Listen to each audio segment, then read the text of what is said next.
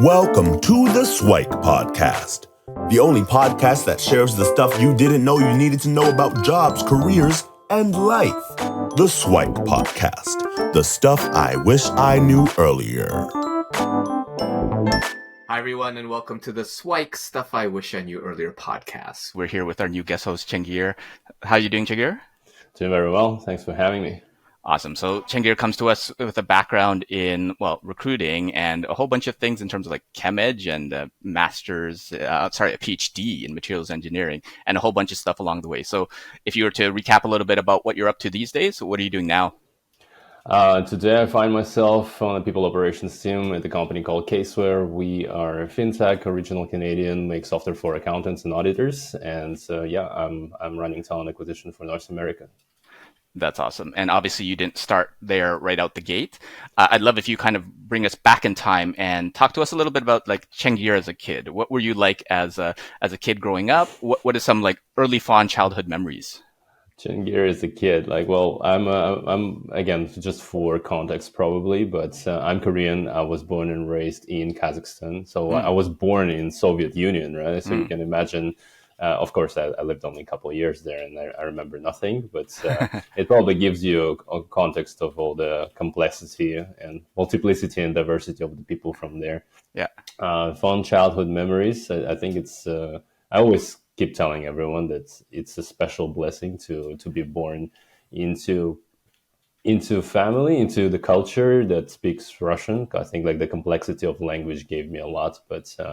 Memories were great. I'm very blessed to be born into the family where people love each other, respect each other, and truly care. I think my parents, they have always valued education. And my grandmother, she was the one with the light of knowledge. Okay. She finished Moscow State University with golden medal. And she was the one inculcating education and giving me the foundation for the future, because she was the one really pushing me for English and chemistry, which eventually became my path for several years. And I'm wondering if you could share a little bit about that childhood where if education is so highly prized and values, were you kind of that studious kid that was kind of following everybody and in the books, or were you a little bit more of a rebel that didn't want to study and or doing it just because grandma told you to? What was that process like growing up? Yes, and I think this is what I always feel grateful to my parents for that, because they felt responsible to provide the resources of knowledge. So we had a huge library, like always tons of books. My dad, he's a seismologist. These are the folks who shake the buildings and make sure that they're earthquake proof. And my mother, she's a doctor, and her dad was a doctor, right? So I had this medical encyclopedias on my shelves, right? So my parents always, whenever I asked them a question, they never gave me a question. They never gave me an answer, right? Okay. So they always pointed, here are the books. At that time, we didn't have Google, right? We got all our knowledge from encyclopedias and literature. And I think this is what was crucial to instill not just the understanding that you can find the knowledge in the books, that there is but also support this resourcefulness, and also always encourage that to be resourceful, to find and to seek knowledge by yourself, to instill the love for reading. Yeah. And once you learn how to love reading, you can then eventually progress into reading more and more complex stuff, going from things that you love to read into things that really develop you as a human. Sounds good. So it sounds like a great set of parents and family that instilled that kind of love of knowledge, but not necessarily the love of knowledge. It's more like the curiosity to go figure it out and go find it. And again, have that resourcefulness. So for those out there that are always kind of asking for the answers from someone, that's a great thing. But sometimes being able to look it up in, let's say, a book or on the internet or through ChatGPT or whatever, but looking and being more resourceful in how you get knowledge would be great. I'd love you walked us through a little bit the kind of path that was set out. So you're in recruiting right now, but you started in chemical engineering. So that must have been a bit of a winding path to get there. Would love if you kind of share some of the insights that you garnered along the way. Yeah, the story is unremarkable. My grandmother, she is the bright scientist, bright chemist in the family, and she always thought that she would nurture me into someone who would take over the torch. And I think it was obvious at the time for everyone that I'm not really built for science. I mean, from the intellectual capacity perspective, I was probably capable of doing it, but I never felt joy and everything indicated in my life. But I had that sense of, hey, I need to deliver. There's so many expectations that put on me, and I need to become that which is expected. So that's how I stayed in academia for 10 years. So bachelor in chemistry, master's in chemical engineering. I got myself into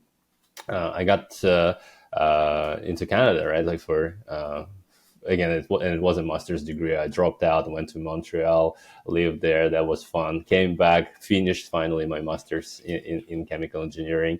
And but at that time, I was already changed, and I knew that there is a world beyond my home country, Right. and I was looking for a way to escape. I got myself into a PhD program, and that was interesting experience too, and in material science. So I would say I will always remain grateful to my grandmother, because this science background, it gives you skills that are vital in life. I was coming to Canada thinking like, well, everyone has Google, everyone knows how to Google, but no, these are the research skills that are honed by years and years of practice to be able to process tons and tons of huge volumes of information, make sense of it, facilitate it, organize it into systems. This is not an obvious stuff. So when I came to Canada, I thought I don't have skills, but these are the skills that they've been nurtured there, right? In my after my PhD, I had a startup, so I was running this for 2 years. And the same thing, right? Coming to Canada, I didn't know that these are the skills, but fundraising, ability to pitch, ability to manage the money, hire the team, manage the team of developers, build a product map, right? And all these are actually valuable skills in the Western market. So, and this was the pivot. I came to the country, and you were talking about serendipity, but it's pretty much like a leap of faith. That like we came in, like we had minimum savings, right? And I'm just gonna jump into the new reality. I'm gonna figure it out, right? And which I did. I came, and I didn't know that the first job that I got was a job developer, which is practically the person who's ironically, I became that person who was bridging job seekers and companies. So again, on the one side, on the candidate, it's like recruitment, but on the candidate side, right? You help them, you coach them, but on this side, you're developing the relationship and you make an introduction, right, and advocating for your clients. I didn't know that this job exists. But then again, this year of this contract that became the foundation for recruitment. And then I was on the hunt for a little bit after that contract, and then I met great people at the right time, and they rolled the dice on me, and this is how I find myself in talent acquisition today. That's amazing. And if you're willing, I'd love if you unpacked a little bit about that, because I know there are folks listening out there where they have a path set out for them. They're in STEM, doctor, lawyer, accountant, engineer, any of those types of typical, I call it Asian careers, and family traditions, they want them for them. So it sounded like that you went through it like out of the love for your grandma. But sometimes it's hard, because if you spend 10 years doing that, like, was there kind of a thought to like, I'm going to slog it out for 10 years and then figure out what I want to do? Or like, what was that process like? If you're willing to share, or if you have a recollection. I was torturing myself, like, 'cause, I was thinking like, yeah, I gotta do it. No, I will finish. I'll graduate. Like, but like time after time, like you cannot deny your own being, what you are just naturally. And naturally, yes, again, as I said, maybe I do have intellectual capacity to do the science, but psychologically, I'm not built for that. I'm not built to be a lab rat. And there are some people who enjoy puzzles, right? That's perfectly fine. But I have always found my passion into humans. You know, like how software developers, they always wanted to from the very young age to understand how computers work. I always wanted to understand how humans work. Right. And that fueled my passion for psychology, philosophy, like some kind of esoteric teachings, maybe spirituality, and then eventually transformed into a skill, a coaching skill that people were now willing to pay me a lot of money, right? Communication skill in the same way, right? Which is basically I'm working 3-4 jobs, and they all based on communication. Right. So for those of you, like as you said, listening, and they have a path carved out, at some point and this is the question of human adulthood, at some point you have to step into understanding that all the voices in your head, the conditioning of your parents, of your school teachers, of your society, these are all just voices. And you'll need to understand who you truly are and carve your own path, because there's no other human, right? There's no other Steve Jobs or Elon Musk or Joe Rogan for that sense. And you have to find it. And it's not like you have to. It's either, if it's in you, it will reveal itself. If it's not in you, it's not there, right? And there is nothing that anyone will be able to prescribe. Do this, follow this step by step, follow this how-tos, and you will be able to manifest this in life. This is nonsense, right? Even if Steve Jobs himself will write like absolute step-by-step detailed blueprint on how to become him, you will never become him. And people understand it on a logical level, but for some reason it's a virus that's it's an infestation in humans' mind everywhere, to be the follower, to ask what I should do. There's no should, right? You have to figure it out, and you have to exercise your own intelligence. For sure. Yeah, and I find it's not necessarily a matter of should, it's more a matter of like could. Like if you see, oh, Steve Jobs did that, Chengeer did that, Luki did that, or well, at least now I know the possibilities there. Whereas if you don't even have that modeled for you, then you might not even see that that's a possibility. Like you said, you didn't realize that like a job developer was even a thing. But once you experience it, oh, wow, now my world is open and there's so many different things.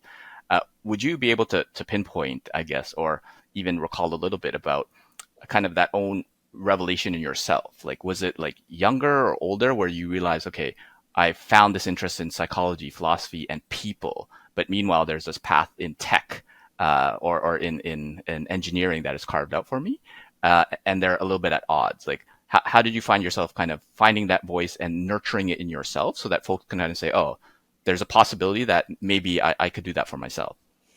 It's a very loaded question, but I would also say, but like to the first comment that you've mentioned, absolutely, right? Like always, and this is the first foundation principle that you must remember. You don't know what you don't know, right? Like, of course, and this is why, again, speaking of serendipity doesn't function just by itself. Like I think here comes the concept of luck, right? Like people misunderstand concept of luck, and I think Naval Ravikant talks a lot about it. But there are 4 types of luck. There's a blind luck. You walk on the street, you find money, right? Like this, or you are born into a family, into this body with this brain. These are the factors that you don't control, right? Like, absolutely, right? There is a lack of movement, right? Like for example, like with job hunting, you go out there, you stir the environment, something pops out of it, right? That's the luck that you only partially control. But then there is lack of ability to discern luck, right? Like once you develop your intellect, you will grow in your ability to recognize what is the opportunity in front of you, and if that's the right opportunity. This only is possible if you grow your intelligence as a human. And lack 4 is the lack of your uniqueness, right? When you become known as the best of the game and you build your reputation just because of your capabilities and skill set, and people recognize you for that, they start, and also not only for your skill set but for your integrity. This is when deals start to flow through you. People come to you and they will offer you opportunities, right? So that's one. And answering the second half of your question, like how, first of all, there's no how. There's like, well, if you're looking for a prescription, you're not going to find it here. I'm not going to prescribe it. And whoever tells you that they can prescribe your way to success, this is complete BS, and never listen, right? However, right, like and again, understanding the fundamental principle behind it is to understand what you truly are, you need to understand what you are not. And that is like the layers and the layers of illusions that your mind is imposing on you, right? If you think that you're your name, think carefully. If you think that you're a physical body, think again. If you think that you're your thoughts, think again. If you think you're your emotions, think again. If you think that you are your experience, think again. And then again. I don't want you to think. I don't want you to journal. I don't want you to meditate just because I said so, right? If this desire to know the truth is in you, you probably are listening to this podcast and it's not an accident already, right? But if it's not there, it's not there. Yeah. No, I think that's amazing in terms of like the feedback. So again, what I took out of that, well, I didn't have that understanding of the 4 different types of luck. So I think that was a new, I guess, a perspective or categorization that I learned. So I think that's super helpful because a lot of folks, point to others and say, oh, they're lucky, but well, there's different types of lucks. And I think teasing them apart, it's definitely helpful. And to your point about things like whatever, journaling, meditation, or finding yourself, all that, they're all tools and they can be helpful. But to your, I guess, base point, if it's in yourself to reveal itself, then it'll come out, whether the tools are there or not. And the tools are just there maybe to help you a little bit. And definitely we got a little bit philosophical there. And I think that's amazing. And from that, I guess, if we pick up back into your life where you, as a job developer, and you had someone take a bet on you and got you into talent development, can you describe a little bit of that process? Because it sounds like you had more of like the luck of movement, the luck of like discerning those opportunities, and probably the uniqueness in there as well that you kind of created for yourself in order to have the people take a bet on you. Could you tell us a little bit about how that happened? Absolutely. And I think and again, when we talk about this point and just using Chengeer as a human and looking at his experience of how he secured the role, there is a story, right? Like that organization, they organized a job fair, and normally I would come as I did, like dressed up, groomed up, I had my resumes printed, and there's people from all over the city who came there. I think they've thought about the capacity of about 100 people. There were probably like 350 people there. So super crowded, noisy, chaotic, and a very weird type of job fair, because the employers who came there to, the managers who came there to represent their companies, they have not collected the resumes, right? They've just, here's our company, here's the career website. If you would like to apply, please apply. So lots of people were super pissed about that. And of course, after some time, I realized, it's not going to work. I'm just going to leave. But before I leave, I'm going to give a peace of mind to these people who are running out, and they organize this job fair. And I've noticed that many of them actually speak in Russian. So I come to one person and I'm saying like, hey, miss, like, can we talk? Before I leave, like, I want to give you feedback about this event. And she's like, oh, shut up. Like, are you looking for a job? Like, give me your resume. And she takes my resume from me, reads it like, interesting. All right, stay here. She runs away, comes back, brings another lady. Another lady is looking at the resume like, interesting. You're looking for a job? We have a job. Like, what kind of job? Job developer. What the hell is a job developer? Like, come there. This is the time. This is the date. Come.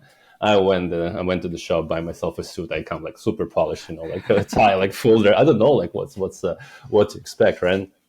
And like 2 weeks, 2 interviews, and I had my first offer. And in the retrospective, what was interesting, right? When I talked to my manager after a year, like, why did you hire me? And she said, like, out of 300 people, you were the only one who came and talked to us. Okay. 300 job seekers who were hungry for job never actually talked to the organizers of the fair, right? Who are logically the most connected people who know the employers, right? Yeah. So 4 types of luck, everything is luck. You need to be at the right time at the right place, but to be there at the right time, the right place, you need to get out of your bed. You need to dress up. You need to groom up. You need to be prepared for the opportunity to present yourself. You need to, and again, when the opportunity presents yourself, do you have the mind that will be able to convert this opportunity further into a real situation, a real scenario in life, right? So that was a fun story. Second story is the same thing. The way I got a job at Casewear, like I think. it's also interesting. We didn't get there, but I think for your audience, stories always tell more, right? But For sure, yeah. so I finished that contract, and I thought like, like I'm the job developer. I know everything. I'm gonna get a job like within 2 weeks, and it was November, and I didn't realize that. Well, like part of me probably realized that Canada goes into hibernation. November, December, January, like it starts to melt out only probably going into March when the market starts picking up. I thought like it's going to take me 2 weeks to get a new role. I know everything. And that was a huge like ego crushing experience, right? Like a very humbling experience. But it took me 111 days, right, to secure another role. But during this 111 days, what I didn't stop doing, I was still consistently posting on LinkedIn, right? Okay. And I understood like there is this voice in my head, like, oh, who is this guy? He's jobless and teaching people how to get jobs. Like, this is ridiculous, right? But then again, I trust my system, trust the process. Like even though I'm going through this, I will still be pushing the content, right? Yeah. And then I joined the community of this person whose name is Martin Hawk. Martin, if you're listening to this, thank you for that. But it's a Slack community for HR and talent acquisition professionals. If you're looking to enter the space, this is the space to be in. He is shameless plug, but I love the community because they gave me the opportunity, right? And I joined the community. He's calling me like after, I don't know, I already forgot that I joined, probably like 25 days in, and he's calling me out of the blue. Again, as I said, normally I would be dressed up, groomed up, prepared. I'm just, I'm like in my home t-shirt, my hair is messy. I'm just like sitting like this. It's a COVID time too, right? And we said, okay, the guy wants to have a coffee chat. And we're talking. And I'm like 25 minutes into the conversation, I realized like, hey, are you interviewing me? It's like, oh, actually, yeah, like I have a job. And it's like, oh, and then I say, sorry, like I'm sitting on 3 offers and I want to give you false promises. And it's like, yeah, sure, cool, do it, no worries. Like Martin's, he's super chill. And then later in the evening, he texts me like, I'm not going to wait until next week when you tell me that you accepted, right? Like, let me organize some chats for you. And then like this Wednesday, Thursday, Friday, I had 3 calls. And then Friday evening, I had an offer. And I looked at that offer and I looked at the other things and I never looked back. Again, the lesson in the retrospective, when I asked Martin, like, what happened? Why did you give me a shot? Because I was a complete gamble, right? Like the guy like with weird education, like chemist, nothing, like no education in HR, no recruitment experience. Why would he be a good recruiter? He said, you know what? Like when we connected on LinkedIn, I was looking at your content, I was looking at your profile, and I didn't like you at all because you had this smug face. I was like wearing the suit, I was standing something like this. I had like some smart ass quote on my banner.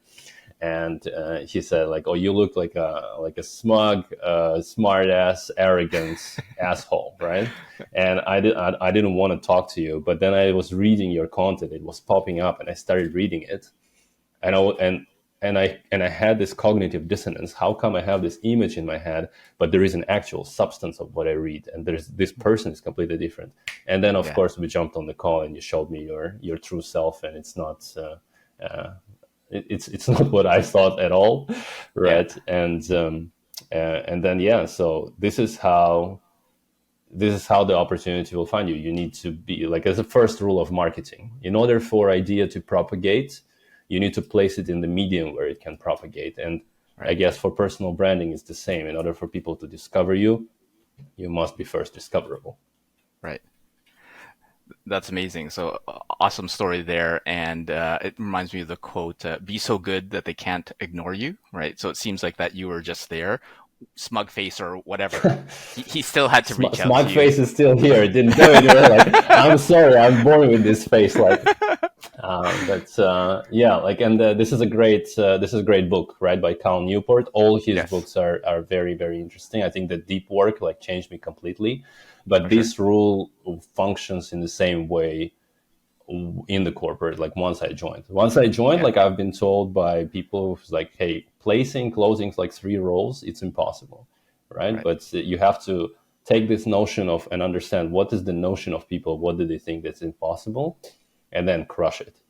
Yeah. And that's again ties back to like you're saying, like carving the path, right? Like there was no path carved for Steve Jobs. He built himself. For Elon Sure. Musk, he built himself, right? There is no path for you out there. If you want to Yeah. be one of a kind and only one, the niche of one, you'll have to build your own path.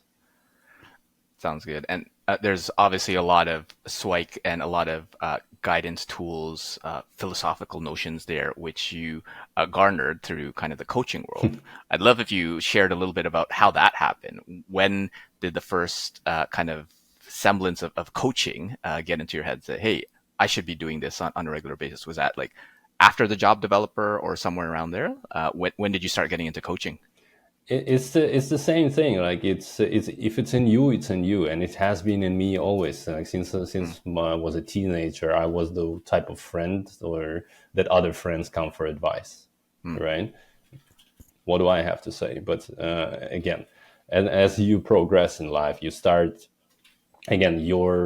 If you especially do it intentionally, the depth of your self knowledge increases, right? And then on the other hand, you start noticing that this is what other people are paying attention to, and this is the type of problems that they have, and they want someone to help them solve, right? And it just connects. You probably familiar with the concept of ikigai, and like I coach in a similar way, a more simplified version of 3 spheres, right? This is a sphere what you love doing. This is the sphere what people already pay for, and this is what's your skill set, and the intersection of it, right, is what you can value, what you can offer of value to the world. So it's just been increasingly progressing throughout all my life, and of course, being in job development, job coaching is a big element. Being in talent acquisition, it's like talent acquisition is coaching. I coach candidates to go through their career transitions, and I coach hiring managers how to hire better talent,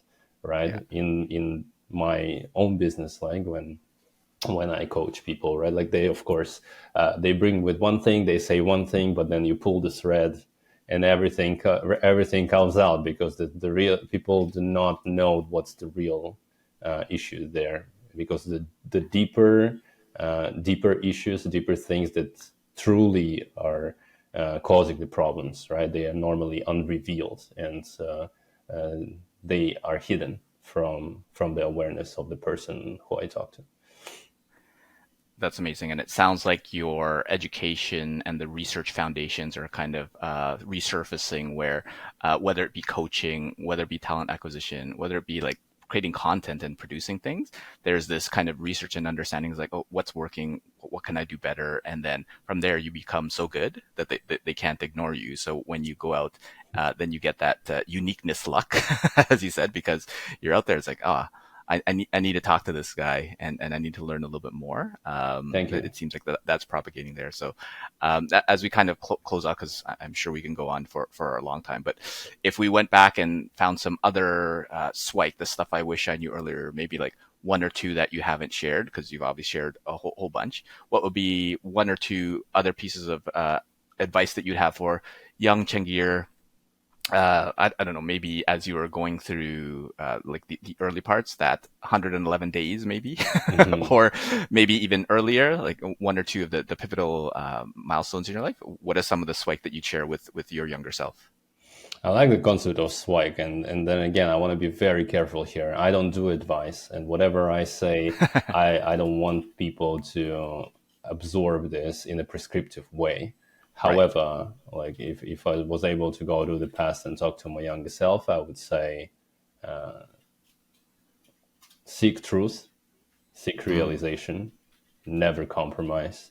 Most importantly, especially for the younger self, because I was really, really dumb, and I did a lot of stupid shit in my life, right? I would say life is not a draft, right? It's not. That's the first lesson that I realized very, very late. Because I've been through everything. I've been a smoker, an alcoholic, a substance abuser, right? I've got to the point where like there was only one more step, and like it probably my dead body would be found somewhere in a dirty motel. But life is not a draft. Whatever you do, everything you do it counts, right? So you either you either create and you build and you design yourself, and or again you destroy yourself, right? And people change themselves through two things. It's either despair or inspiration, and sometimes you have to make your way from the first to the latter, right? Sometimes you need to know the whole depths of your despair, the whole depths of your suffering, in order to start asking the right question: what is the nature of my suffering? Like Buddha did, right? Like he escaped the palace where he was like in heaven and pampered and taken care of, and he went and he was looking pain, until he started asking questions: what is the nature of pain? What is the nature of my mind? Who am I truly, right? And again, if it is in you, if you truly seek truth, right, you will be seeking truth. For younger talent out there, I probably, again, look into myself. For young people out there, I wish I had someone like me. I wish I had an elder brother. I wish I had a mentor. I wish I had a coach like me, who would say, like, 99.9999 people have no freaking idea. They're lost. They're confused. Don't listen to anyone. And this is probably ties to the mission of and the reason why I push content, right? This is the legacy. I don't want to say legacy. Legacy is more of an ego word, right? But sure. That's the best thing. That's one of the best things that probably a man can do, not from the ego perspective, but just for sort of. Yeah, I don't want to use the word legacy, but to leave something behind to make this world better is to educate generations. So kudos to you for your podcast, for inviting great, amazing people. And if you're listening to this, like, you're on the right track. Keep going. Sounds good. Again, a lot of amazing things there, which I'm sure each and every one of them could probably be a whole podcast episode on its own. I love what you said about life is not a draft, right? Like, the way that was said speaks to me for a lot of the folks that I connect with as well, because I could always do it later. That there's always time. There's all that sort of stuff. A lot of folks might be in that plane, not so much on the wake up dead in a seedy motel that type of thing.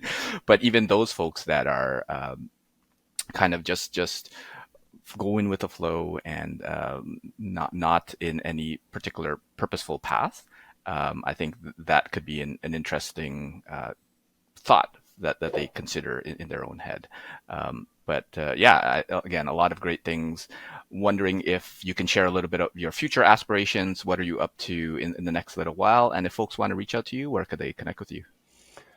Because of my work, like, I live and breathe LinkedIn. I post daily. I'm like getting back into Medium game, but LinkedIn, I post daily. Medium, almost daily. I try to push as much as possible content on YouTube, right? Just because that's my automation way to replicate myself talking and about the same things over and over again. Honestly.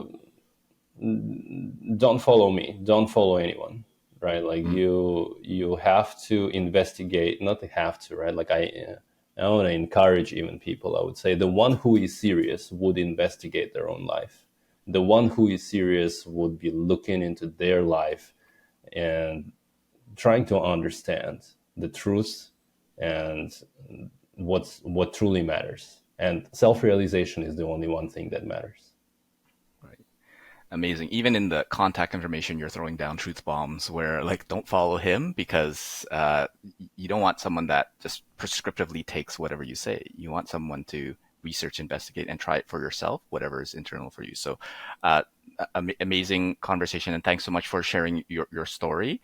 And hopefully we'll have you back for a future episode. Thanks for having me. Take care. Thanks, Chengeer. Thanks for joining us on the SIWIKE Stuff I Wish I Knew Earlier, the podcast. If you like the podcast, please subscribe on iTunes, Stitcher, or wherever you found this podcast. And if you can give us a review, that would be very appreciated. Feel free to contact me on LinkedIn at Luki Danu, LukiDanu, and the same on most social media platforms. and I look forward to hearing from you. Thanks. Bye.